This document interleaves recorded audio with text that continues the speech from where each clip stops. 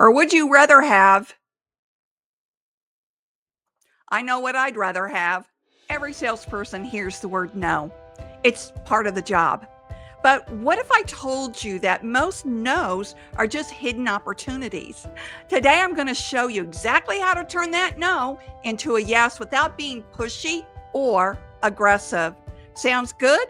Let's get started. Here's the thing, no doesn't always mean never. Sometimes it means I don't fully understand or I'm not sure yet. The key is knowing how to uncover the real meaning behind the no. Stick around because this simple strategy can turn the game for you. Okay, the first step is understand the real reason behind the no. Most of the time, it's one of three things: a lack of trust, lack of clarity, or a lack of urgency. Your job is to ask questions to uncover the truth. For example, if someone says, I don't think this is right for me, you can ask, what concerns do you have about this solution?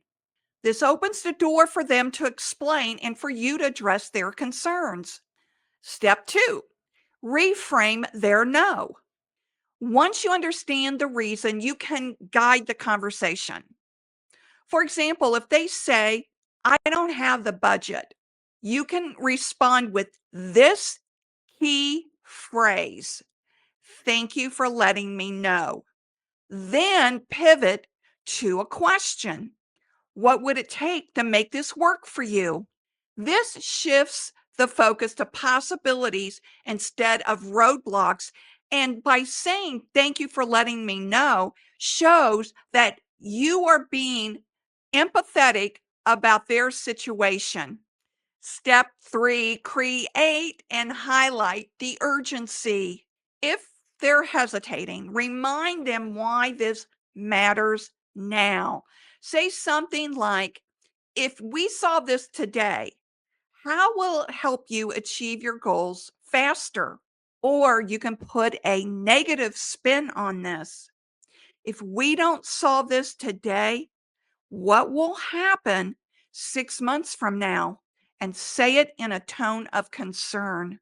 This way, you're helping them to see the value of acting sooner rather than later. And then you're also planting the seed of, if they postpone 6 months from now, it could be even worse for them. Now, when you combine these steps, ask, refrain, and create urgency, you'll be amazed at how many no's turn into a yes. Don't be afraid of a no. That gives you an opportunity to dive deeper into a conversation. All right, now that you know how to handle a no, let's talk about something just as important: how to stop wasting time on leads that go nowhere. Stop pitching to a brick wall. In my next video, I'll show you exactly how to identify dead-end leads and focus on ones that actually close.